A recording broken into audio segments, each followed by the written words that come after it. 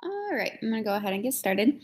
So today we're going to go over period 4, which we're only halfway through right now. Like we did last time, I think it's helpful to review the other 2 time periods first. So as a reminder, period 1, we did period 1 in brown because it's kind of our beginning time period. Makes me think of the Earth a lot. And period 1, we don't know the exact start date, maybe like 10,000, 12,000, 15,000 something BCE until 600 BCE. And we have 3 major key concepts for period 1. The first one was big geography and peopling of the earth. So that means that you had your first people in Africa, kind of knowing the big picture of geography.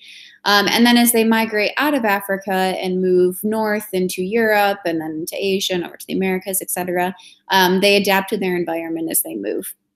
So as they go into colder climates, maybe adapting different clothing so that they can stay warm, etc. And then you had 1.2, which was all about the Neolithic Revolution. So during period 1, farming was invented. The reason why farming was invented differs. Some people think it was by accident. Some people think that they wanted a more stable food supply. But anyways, farming is invented and people start staying in one place instead of moving around a lot like you saw in the Paleolithic era. And when they stay in one place, you have more patriarchy, more social structures, less diverse diets, and the start of the first civilizations.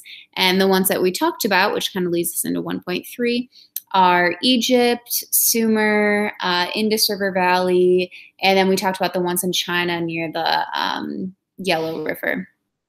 And so all of those societies interacted with each other. They traded, especially through like rivers and waterways. They competed against each other for resources. And usually the ones that had better access to resources were the ones who would like win and get more territory. So that was period 1. And then we talked about, oops, going too quick here. Do not link. Period 2. So period 2, we have the color red for religions. And in period 2, that was from 600 to 600 BC to 600 CE. And the first one, 2.1, is development and codification of religious and cultural traditions. And so this is the development of a lot of new religions. So we've got Christianity, Buddhism, Taoism, Confucianism, Hinduism, etc. And then you have the continuation of ones from period 1. So, for example, Judaism and Zoroastrianism technically start in period 1, they continue in period 2. The Vedic religions from period 1 become Hinduism in period 2. Judaism from period 1 really influences Christianity in period 2. So anyways, you see the development of some new religions and then also some religions continuing and growing in period 2. 2.2, development of states and empires, was all about our new empires in period 2. So you really see going from period 1 where you have early civilizations to now period 2, like big empires. So you've got Greece, Persia, Rome. In India, the big one is the Mauryan and then the Gupta dynasty. In China, the Han dynasty. I'm trying to think which good ones I'm forgetting. Oh, the Americas, you've got the Mayans in period 2.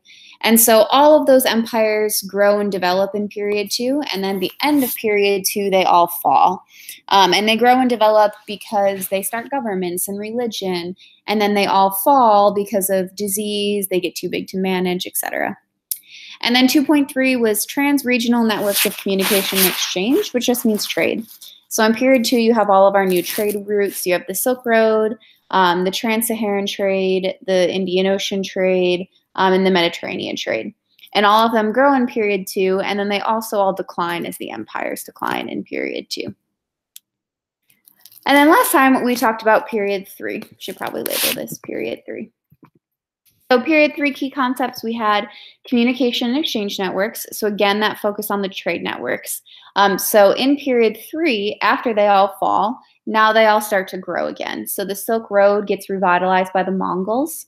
The Indian Ocean trade gets revitalized by Muslim merchants.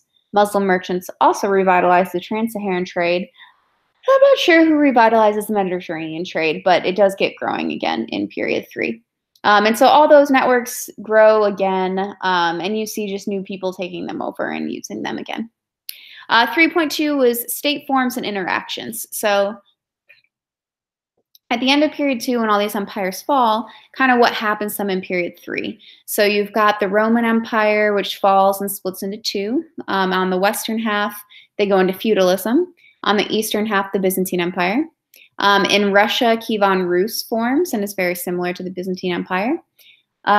In what other big empires? Oh, in China, when the Han Dynasty falls, then you have this warring time where they're all fighting against each other. And then the Sui Dynasty comes after that, unites people, and you have the Sui, Tang, and Song.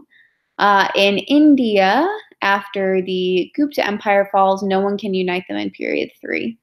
In the Americas, the Mayans, remember they went and lived in the rural areas again.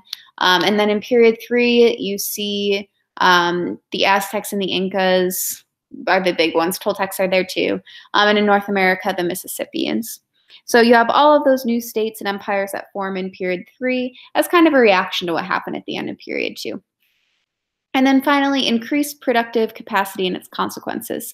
So remember at the end of period 3, you have a lot of, didn't mean to switch that so quickly. There we go. At the end of period 3, you have a lot of new growth of cities. Some of them are growing, some of them are falling. You've got new foods like fast ripening rice. The Grand Canal is helping get that rice from from south into North China.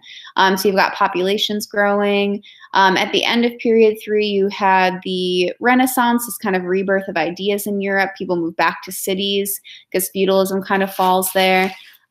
In Japan, though, feudalism grows because they try to be like China, didn't work out. So to solve this kind of like, in some places, they've created new technology, so production is really growing and people are moving to cities. But then in some places, cities get too big or disease spreads and people are leaving cities. And that kind of summarizes 3.3. Okay, so period 4 is called the early modern period because, surprise, period 5 will be the modern period. Period 4 goes from 1450 until 1750, and I think of this 1450 as it's like the beginning of European exploration is really what determines this time period.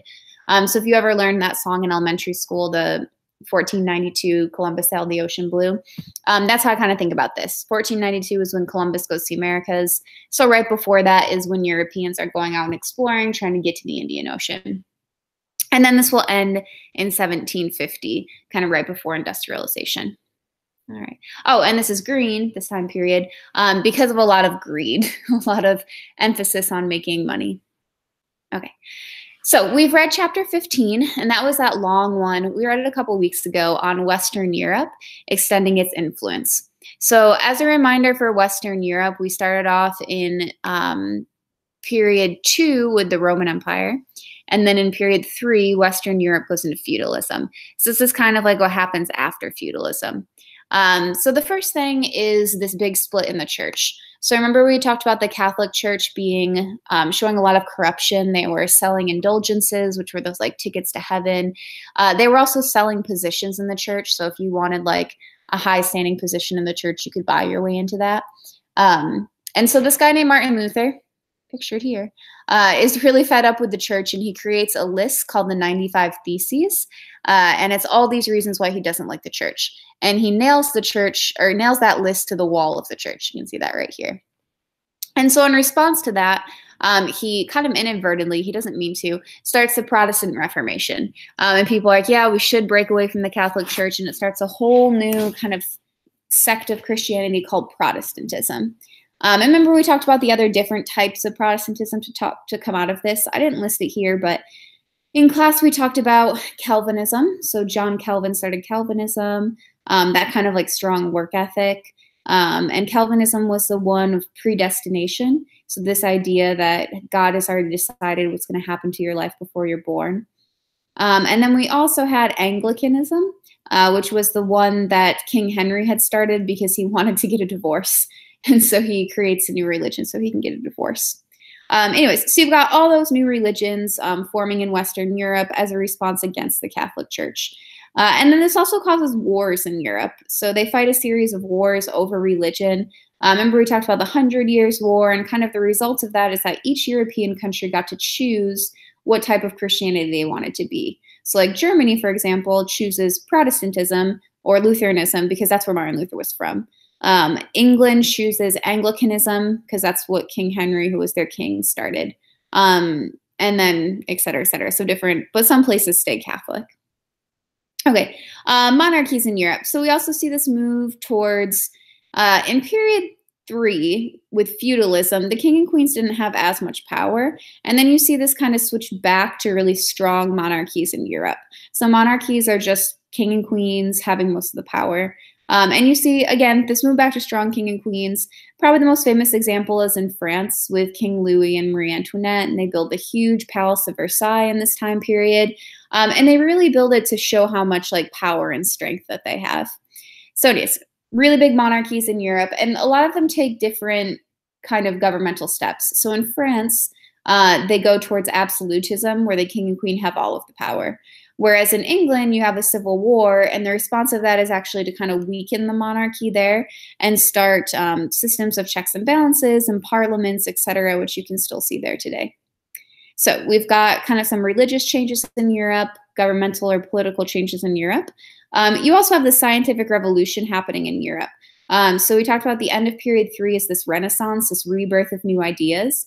And that comes with a lot of really cool artwork. It also comes with scientific discoveries. So one of the big ones is empiricism, which is this idea that you should test your hypotheses, like you do in science class now. Again, we said I just mentioned this, how the Enlightenment starts, this idea of new ideas. But we'll really talk about that more in period 5. Kind of the one thing you need to know is Adam Smith, who we talked about in class. He's an Enlightenment thinker, and he came up with the idea of capitalism. He was really, really against mercantilism, which we should probably back up and explain that first. So let's talk about this one, that we can circle back. So Europe expands around the globe. So remember that Europe is trying to get into the Indian Ocean so they can make money. And while they're going, Columbus thinks he can go this way and he'll end up in India, but instead he ends up into the continent of the Americas, particularly down here. And they expand around the globe, and one of the economic policies that they use is mercantilism. So that's like heavy government control. You know, the government is paying Columbus to go. They're making all of the money off of it. And Adam Smith is really against that. He's like, no, the people should determine what's happening. The government should have no regulation at all. Like, if I want to go on a boat and go somewhere, I should be able to make the profit, not just the government. And so that makes sense. I should probably switch these in order.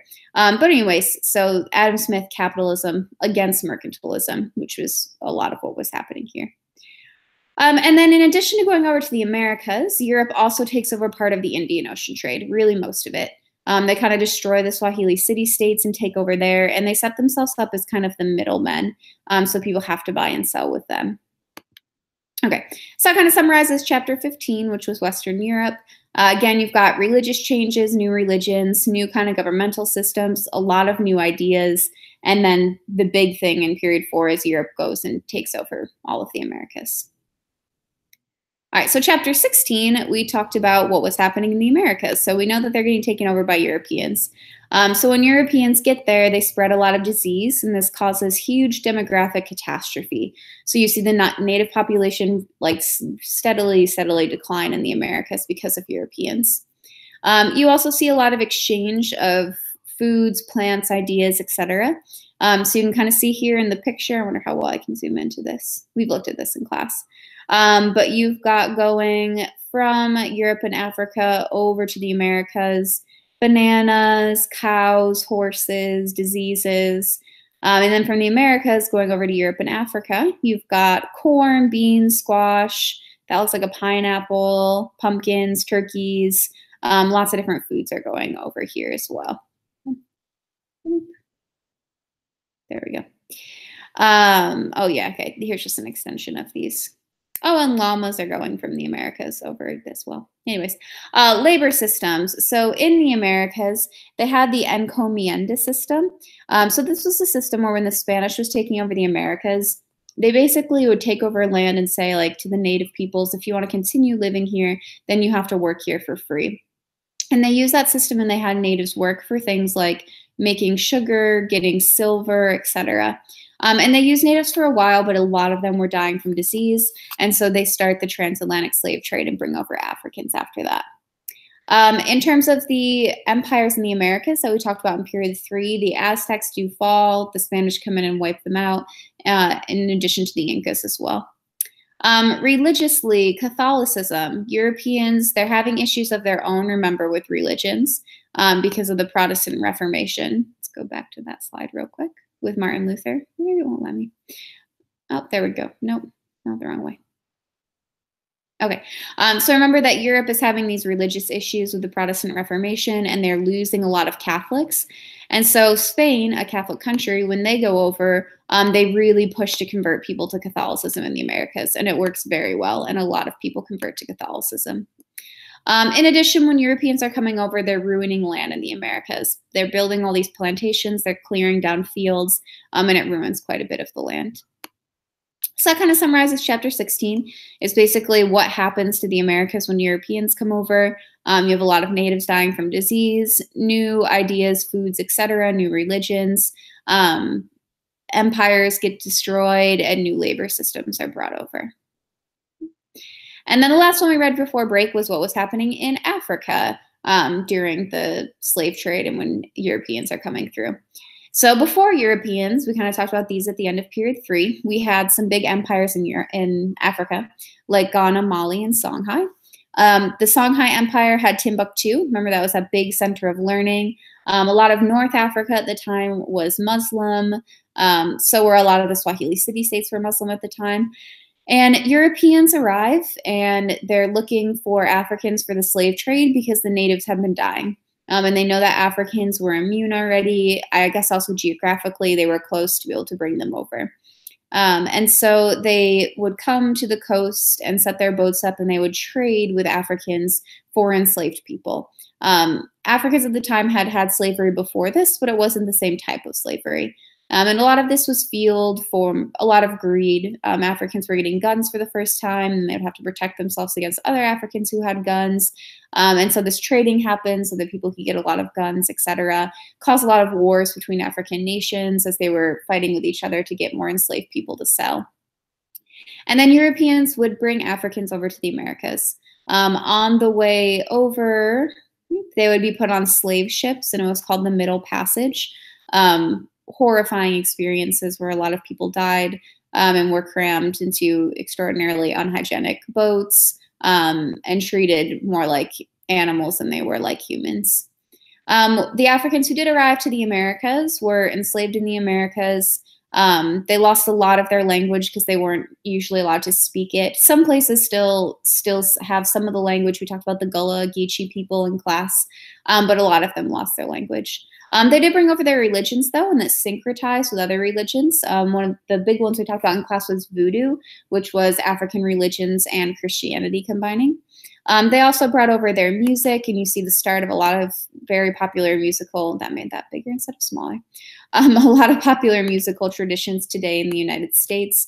They also brought over their food, like okra and rice, which also has influenced our food today quite a bit. Effects of the slave trade on Africa. Most of the people taken are men from Africa, and usually men that are like very healthy, young men, and so you get left with the elderly and with children. And this makes the population of women go up significantly in Africa, which leads to more polygamy. It also leads to women taking on some different roles because a lot of the men are gone. Africans also become dependent on European goods like guns. And eventually Africa's population does go up because of the new food that has higher calories in it that are coming from the Americas. In 1807, the slave trade is finally ended.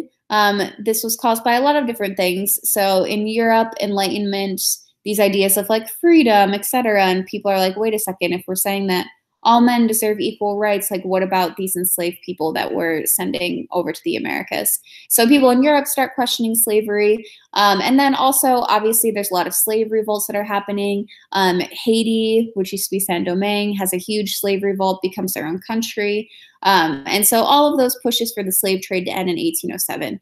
But that does not mean that slavery ends. So as we're in period 4, slavery 100% does not end everywhere, just the slave trade. So they would put boats out here to kind of police it to make sure that people weren't continuing to illegally trade slaves. What that leads to is just much more slave trading on the mainland since they can't purchase enslaved people from boats.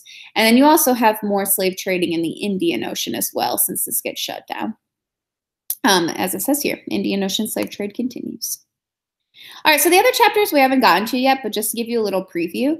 Chapter 18, so the first 3 chapters, the reason I had you read them before break is they all kind of fit together. So they're all about the Columbian Exchange or the slave trade or the transatlantic trade, where you've got this kind of background info on Europe, the Americas, and Africa. After that, you kind of switch to more land-based empires. I kind of think of a lot of the rest of the chapters being what happens after the Mongols fall. So we talk about, the next chapter you read will be about Russia. And we'll start with Ivan the Great, who will defeat the Mongols and start feudalism in Russia. And then we've got Ivan the Terrible, then Peter the Great. And we'll really focus on these different leaders in Russia. Still a heavy emphasis on Eastern Orthodox religion, but they're starting to become more European, Western European, as opposed to being similar to Eastern Europe. Chapter 19 is kind of like what happens in the Middle East after the Mongols leave there. So we have things called the gunpowder empires. There's 3 of them, the Ottoman, the Safavid, and the Mughal empires. And they get called the gunpowder empires because, surprise, they use guns, just like the Europeans were. So again, this is like what happens after the Mongols in the Middle East. You have the gunpowder empires. And here's a picture of 3 of those. What happens in China after the Mongols? Well, the Ming Dynasty defeats the Mongols, and then you go on to have the Qing Dynasty after that. And then it talks briefly about Japan and Korea, which we'll get to more in class. And then that's it for this chapter. So again, or this time period. So again, I think the first half, I really think about what does Europe do after they come out of feudalism in period 3. They start exploring. They start the transatlantic trade, the slave trade, Columbian Exchange, etc. And there's the effects on Europe, the Americas, and Africa. And then the rest is kind of what happens to all those places the Mongols used to have. So Russia kicks out the Mongols, they unify, they become more European. In the Middle East, they turn into the Islamic gunpowder empires that are using guns, kind of fighting with each other. In China, you have the Ming Dynasty, who comes in, makes the walls better, etc. And then that's that. So your key concepts for period 4, you've got 3 of them, just like the other time periods. 4.1 is globalizing networks of communication and exchange. So again, this is about trade. So you can see this is a common theme here. A lot of our time periods have big key concepts about trade. And trade has been on the test multiple times. There have been multiple years where the essay has been about trade. So in period 4, we know trade changes a bit because Europeans take over the Indian Ocean trade and they start the transatlantic trade. Excuse me. The next one, social organization and production. So this is kind of about like, how are people working now? And you have these new ways, like in Russia, you have feudalism starting there. So you've got serfs in Russia for the first time. You've got indentured servants as Europeans bring indentured servants over to the Americas. You have enslaved Africans, you have enslaved natives, you have the encomienda system.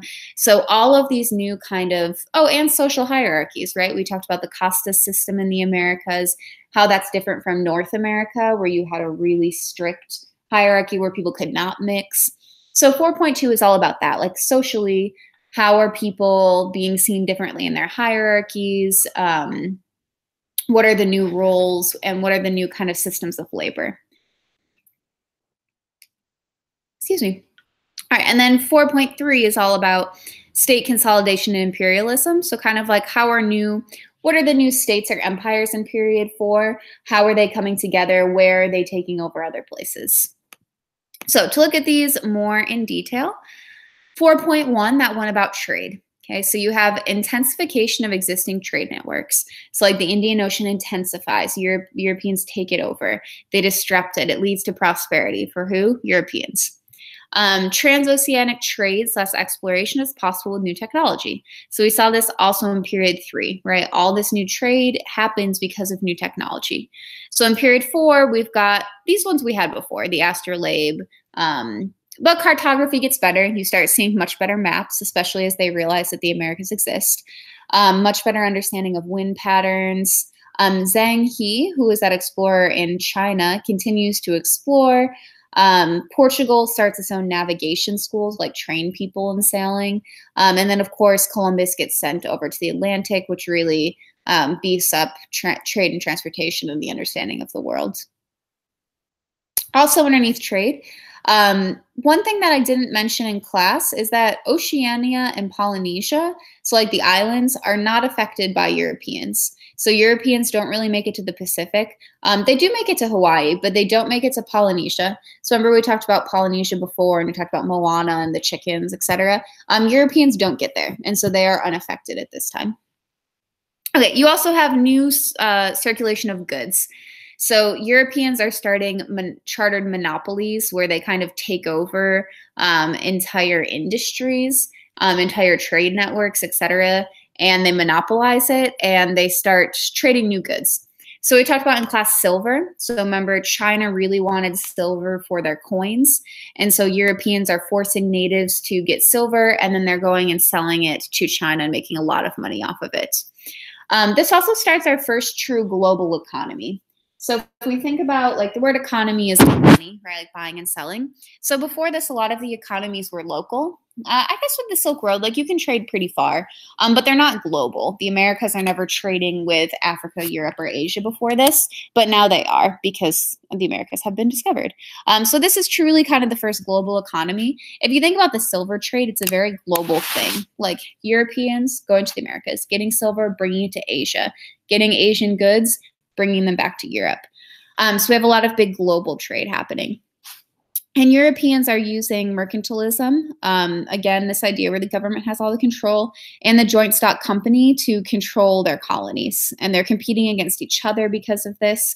So all of these joint stock companies and all these different European countries start fighting against each other for control. A good example of that is the French and Indian War, where the French and British are fighting in the Americas over land.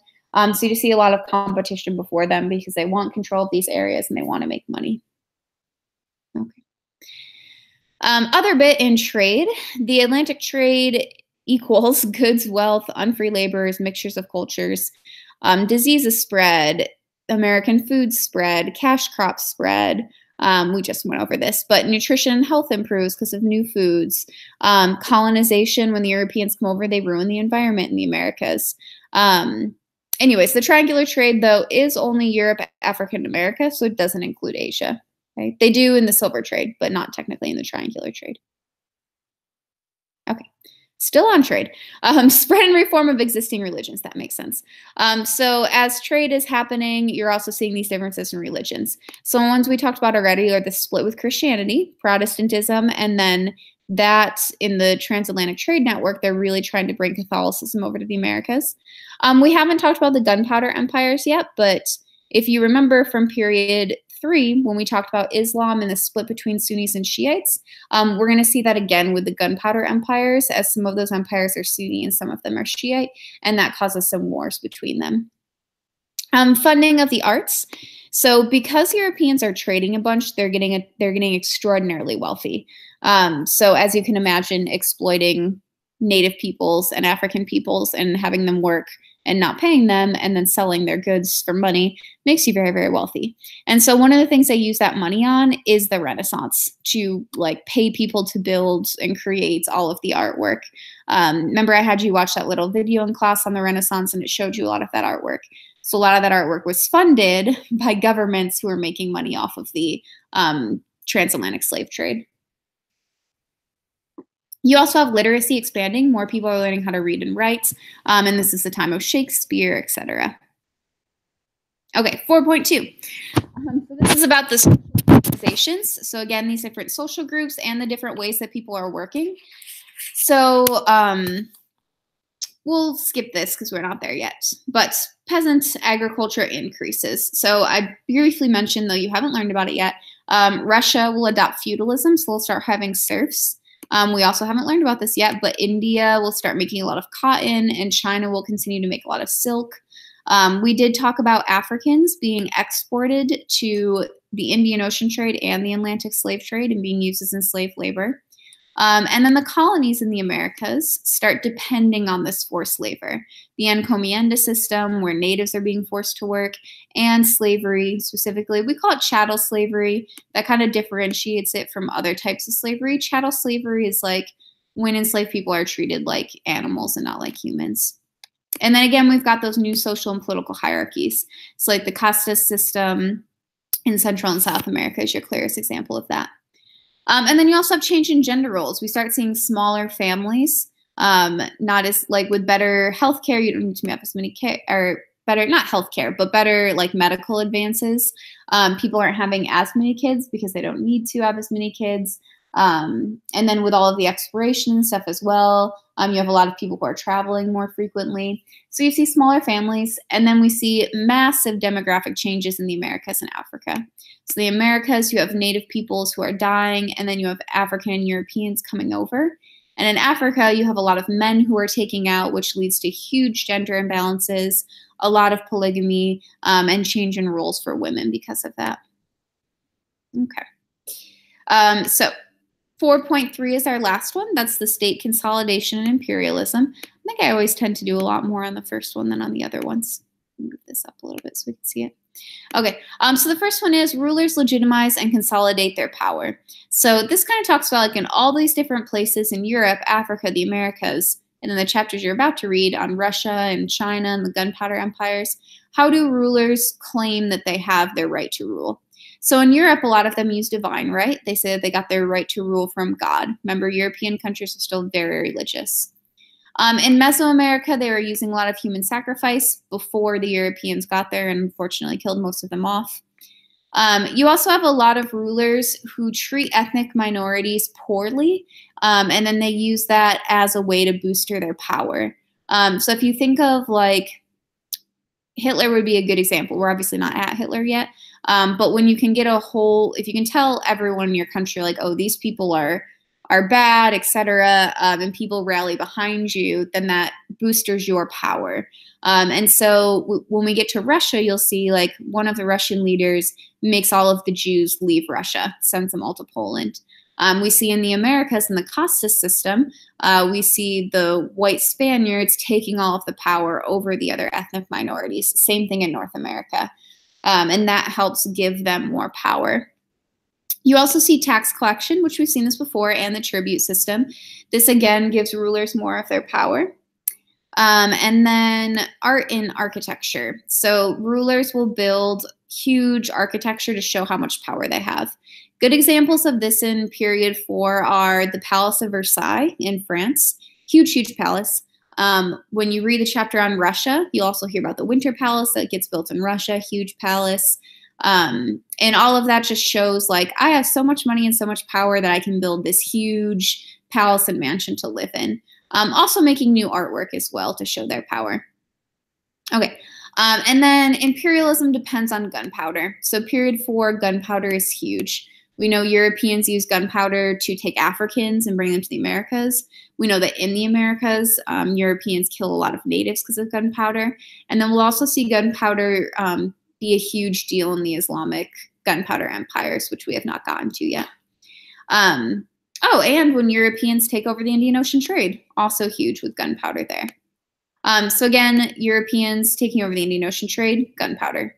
All these land empires that you're about to read about, Russia, the gunpowder empires, because of gunpowder. All of the European empires in the Americas, helped by gunpowder. And then you see competition between all of these also using gunpowder. So lots and lots of guns in period 3. Okay, so that kind of sums up your key concepts. So if I go back to just review these, you've got 4.1 is all about trade. So we've got new trade routes like the transatlantic trade. You've got new people taking over trade routes like Europeans taking over the Indian Ocean trade. All of that is because of new technology like better maps, better compasses, better knowledge of the winds. And then that obviously has lots of effects on food that gets brought around, religion that gets brought around, new economic systems.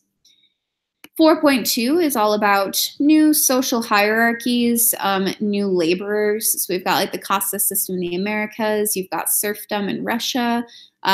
You've got the encomienda system in the Americas, and new social hierarchies in North America and in other places as well. And then finally, 4.3, state consolidation and imperialism is like, what are the new empires in this period? How did they get their power? A lot of them is because of guns. And then where do they take over? It's like Europeans taking over the Americas, the gunpowder empires taking over, which again, you haven't learned about yet. So that kind of sums us up for period 4. So like last time I had a little list of places that I wanted people to know. Last year when I went over this, these were the 2 dates that I needed students to know. So you should know the Columbian Exchange starts in 1492. It's when Columbus takes over the Americas. And then the abolition of the slave trade is in 1807. So those are 2 dates that you should know from this time period, as sometimes they show up. Okay. Oh, and then here's just the map of the empires, but this map doesn't have a key, so it's not super useful for you. But when we get there, Russia becomes huge. Russia here is on red. This is where China, the dynasties expand to. These are all the different European empires. You can see like Britain's right there, and Britain takes over right here. Okay. You can see Spain is this kind of brown and green color. Spain takes over all of this. Okay. You can see Portugal in purple there. Portugal takes over all of this, etc. Anyways, not a super useful map for you right now. Okay, so I want to do some multiple choice questions to finish up. I've got, I think, 2 sets of them on here. So just like last time, I'll give you, whoops, didn't mean to do that. I'll give you a minute to try to do this on your own. Hopefully you can see this well enough. It's zoomed in as I can get it. And then I will review it with you. I will start that minute right now.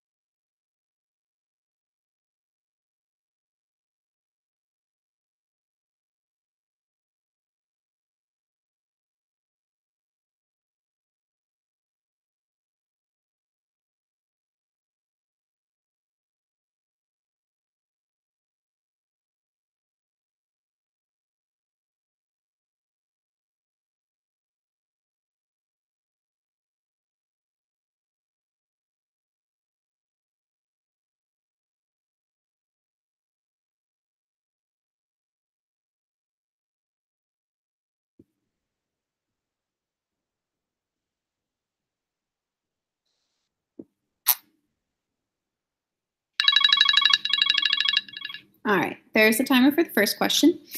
Okay, so if you look at these maps up here, again, well, they're not maps, they're graphs. So first thing that I would look at here is my titles. So this one says World Silver Flows, 1725 to 1750 metric tons per year. And then this says World Silver Flows, 1600 through 1650. So this one happens first, this one happens second. Excuse me. And then the source, it looks like it's just from a secondary source, so I'm not going to worry too much about that. So I'm going to look at this one over here that happens first, 1600 to 1650. And it looks like I've got, in the Americas, they're exporting 302 pounds of silver. They're bringing it all to Western Europe, and then they're bringing some of it to Africa, some of it right to the rest of Europe. The ones that go to Africa then go on to Asia. Also, some from the Americas goes straight to Asia, and then also some from Japan goes to Asia. So I've got the same exact map here. So I think what's helpful might be to look at the differences between them. So it looks like in the Americas, you've got 302 tons of silver going out in 1600 to 1650, and then up to 533 going out from 1725 to 1750. So they're definitely taking more silver as time goes on out of the Americas. It looks like more silver is going to Europe. It looks like they start using this African route a lot more from this time to this time. About the same for the Pacific route. And it looks like Japan goes from exporting 59 tons to none. So it looks like Japan then really doesn't export silver at all anymore. It looks like Europe probably takes it all over at some point. Okay. So which of the following economic conditions was most important in creating the global trade network illustrated by the 2 diagrams?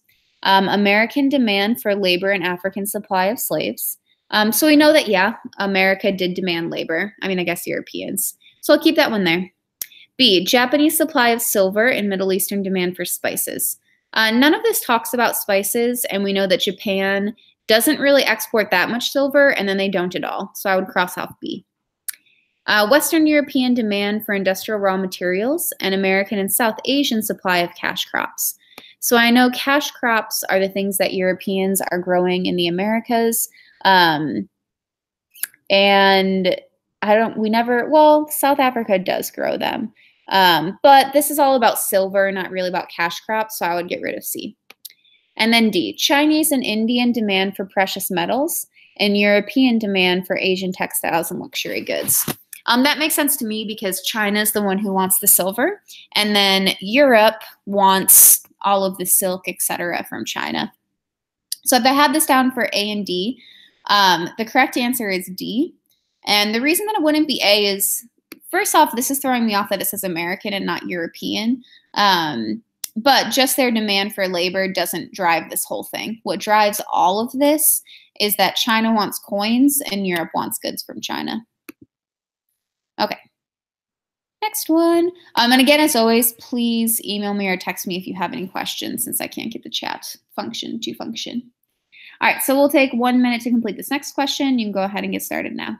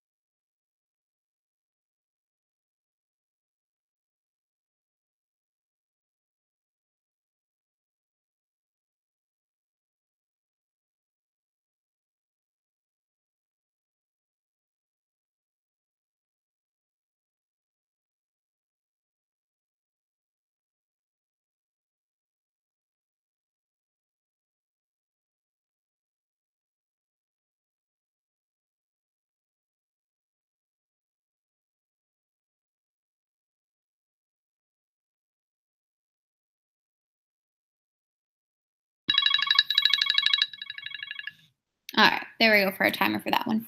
So we've got in the 18th century, which of the following contributed most directly to the change in the volume of the silver trade on the Southern Africa route? So if we look from the Southern Africa route, we go from 16 tons to 160 tons. So a lot more of this is going from Americas to Europe to Africa to South Asia. Okay, so why would they be bringing this through Africa? Interesting question. Okay, so A, the development of new types of ships, such as the caravel and the carrack. I don't know if new types of ships would make them go through Africa, because I would think going from the Americas straight to Asia is a longer route. And so they would probably need better ships for that. So that doesn't totally make sense to me. The expanded activities of chartered and joint stock companies. That might make sense because I know with all of the remember we talked about the chartered and joint stock companies kind of competing against each other and Europeans competing against each other. So maybe that would cause some of them to take different routes. Not sure. C, the conversion of the rulers of West African states to we know that only Ethiopia is Christian, so there's not that many, and the rest of West Africa doesn't convert. And so, not yet at least. And so C, I would cross out. And then discovery of gold and diamonds in Southern Africa. No, we have not talked about that at all, so I'd cross that off. So that only leaves B then as the answer here. The expanded activities of chartered and joint stock companies. I think if I were to narrow this down, probably A and B seem like the best answers to me. But the joint stock companies are really driving a lot of the trade, and so that would be your better answer for that one. Okay, next set. Again, let's take 1 minute. I will start your 1 minute right now.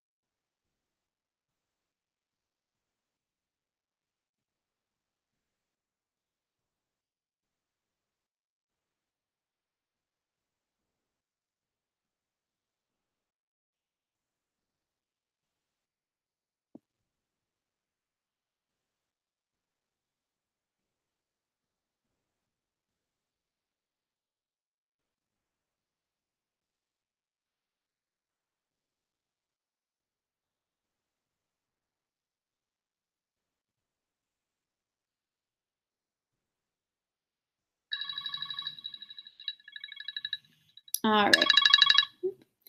All right, there's our timer for that one. Make sure I didn't. Yeah, okay, good. All right, so which of the following was an important direct effect on Europe of the processes reflected? So what's the bigger effect of all, or the effect of all of this silver trading? A, the independence movements in Spanish and Portuguese colonies.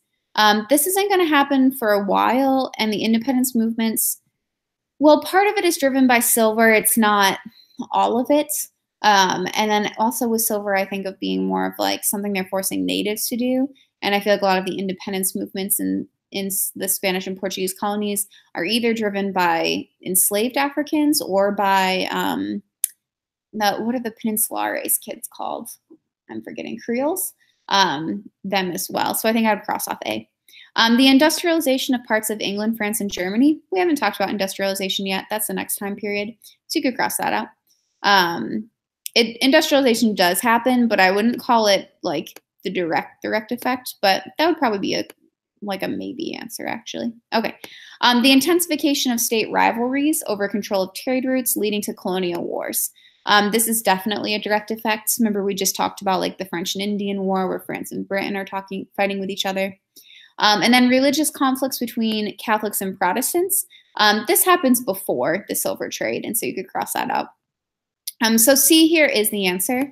I think I probably would have narrowed it down to B and C, but B, industrialization doesn't happen for a while after, whereas the intensification of state rivalries, these wars, happens immediately after. And since it says direct effects, that's why I would go for C there as that answer. Okay, new set of questions. So here are your two, let me see if I can, there we go. Ooh, it's kind of hard to see D. Okay, there. That should be all in your screen. Okay, so take 1 minute to look at this question, and then I will go over it afterwards. So your 1 minute starts now.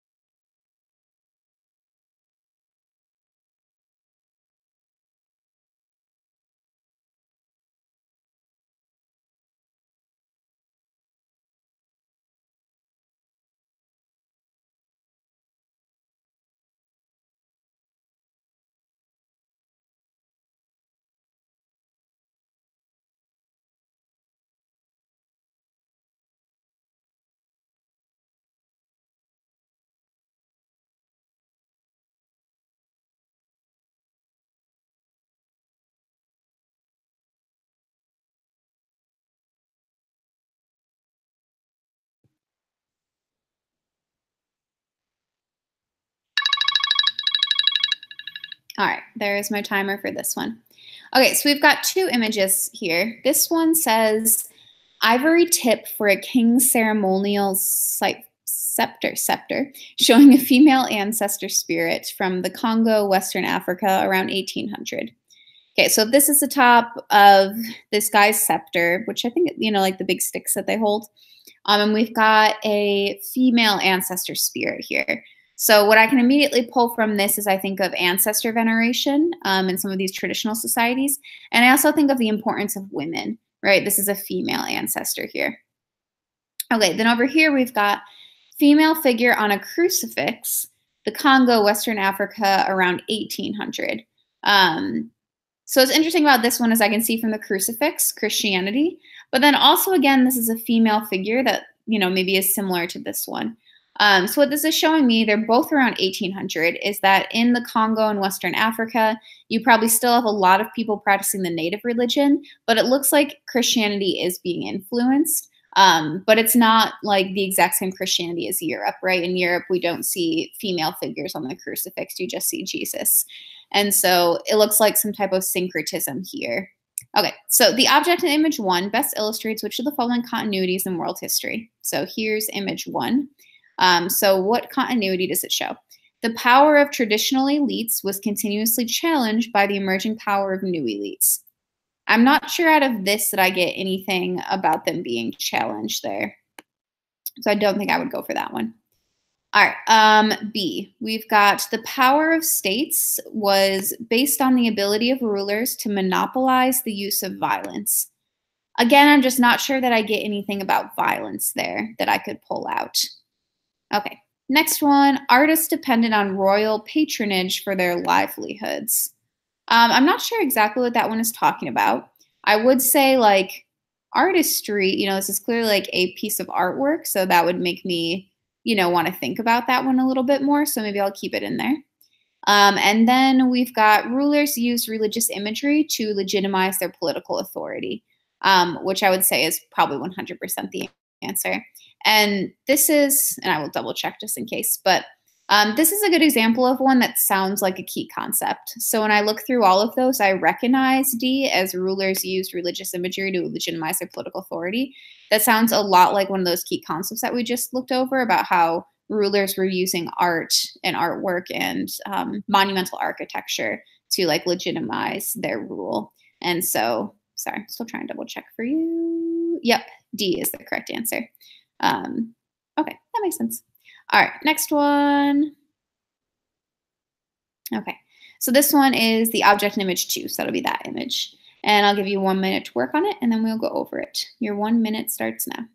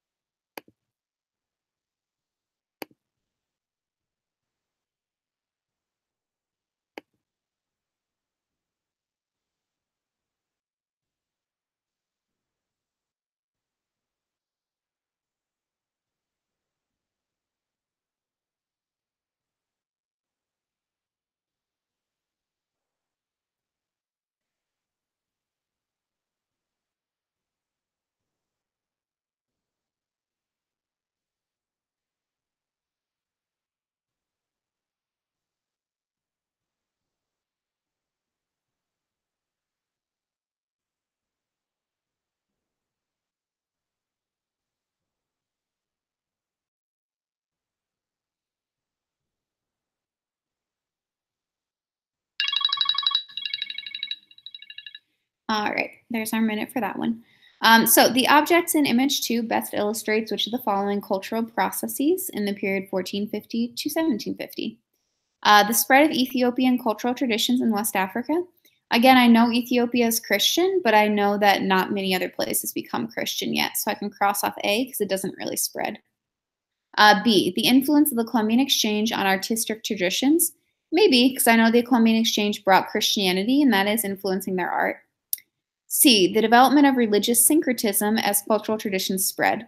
Would also consider that one because, like I said before, I think this really shows religious syncretism.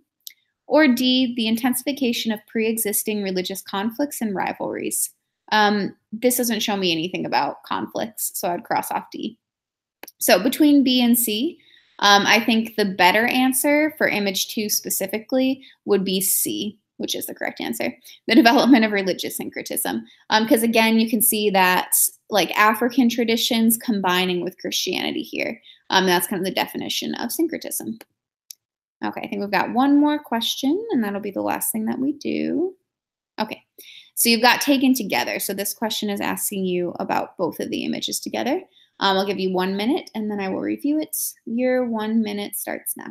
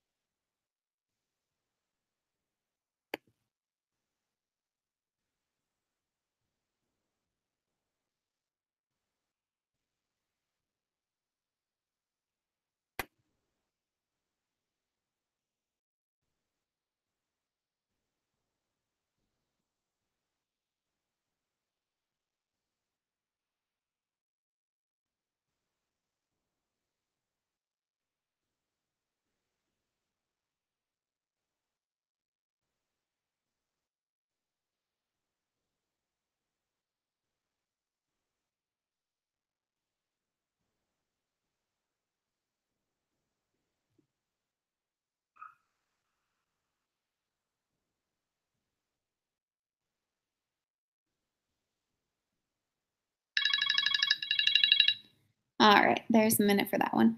So taken together, the two images best support which of the following conclusions? A, new European technologies transformed African artistic traditions.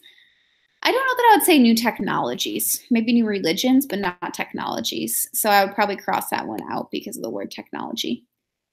B, African societies that practice Christianity generally gave women greater political and cultural prominence than did African societies that practice traditional religions. I wouldn't say that's true because in both of these, you've got a female who's prominent. So I wouldn't say that this one, that the female is any more prominent. Prominent just means like important than this one. So I would cross off B. C, African societies combined a patriarchal power structure with cultural traditions that gave women a prominent place in social and cultural life. So I would say for both of these, they are combining patriarchy, right? We know that they're matrilineal, but that even though they follow through their mothers, that they're still patriarchal societies. Men are still have more power. But they have these cultural traditions where women do still have a prominent place, as you can see from both of these. So I would keep C.